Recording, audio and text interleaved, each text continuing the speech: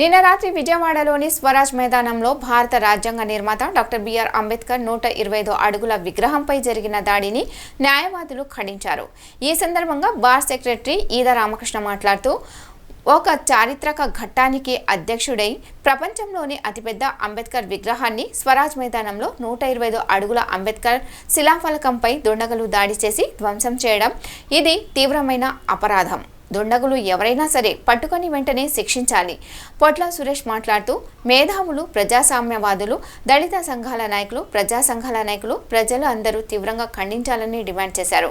ఈ కార్యక్రమంలో కౌరు వెంకటేశ్వరరావు, గొల్లపల్లి అంబేద్కర్, టి నెహ్రూ, ప్రభాకర్, చింతపల్లి వెంకటేశ్వరరావు, భాగ్యం, డేవిడ్, బాబ్జీ, జంగం వెంకటేశ్వరరావు, న్యాయవాదులు తదితరులు పాల్గొన్నారు.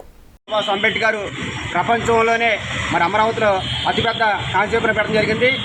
దాన్ని రాత్రి కొంతమంది వ్యక్తులు దుండగులు కలెక్టర్ ఆఫీస్ కావాలని కుట్రపూర్తిగా దాడి చేయడం జరిగింది. ఇది చాలా దుర్మార్గం, హేము.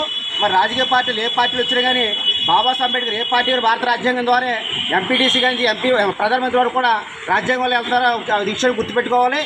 ఏదైతే బాబాసాహెబ్ అంబేద్కర్ దాడి చేసిన వ్యక్తుల్ని వెంటనే శిక్షించాలి. బాబాసాహెబ్ అంబేద్కర్ ఎట్లనే టచ్చర్ కానీ మా యొక్క ఆశయాలు తీసుకెళ్ళి మాలాంటి అంబేద్కర్ వ్యాధుల మీద మీరు ఏమి చేయలేరు. మేము సవాలు ఇస్తూ ఎవరైతే ఉన్నారో దొంగలు వెంటనే శిక్షించాలని పక్షాన న్యాయవాదులంతా భారీ ఎత్తున ఆందోళన చేపడతాం. రాష్ట్ర వ్యాప్తంగా ఉద్యోగం చేస్తామని ఆల్ ఇండియా పూలే అంబేద్కర్ ఫౌండేషన్ ద్వారా మేము పిలుపునిస్తున్నాము. మిత్రులారా, భారత రాష్ట్రం ఈ రోజున పాకిస్తాను భారతదేశాన్ని తీసుకుంటే పాకిస్తాన్లో నిరంతరం బాంబులు దాడి జరుగుతుంటుంది. భారతదేశంలో బాబాసాహెబ్ అంబేద్కర్ రాసిన రాజ్యాంగంలోనే ఈ రోజు అనేక కులాలు, అనేక మతాలు, అనేక సమ్మేళనలు కలిసిమెలిసిన విషయాన్ని మీరు తెలుసుకోవాలి. ఎవరైతే దొంగలు వెంటనే పోలీసు వారు శిక్షించి లేని పక్షాన మేమే ఉద్యోగం చేస్తామని తెలియజేస్తున్నాం. జై భీమ్, జై భారత్. జోహార్ బాబాసాహెబ్ అంబేద్కర్, జోహార్ బాబాసాహెబ్ అంబేద్కర్.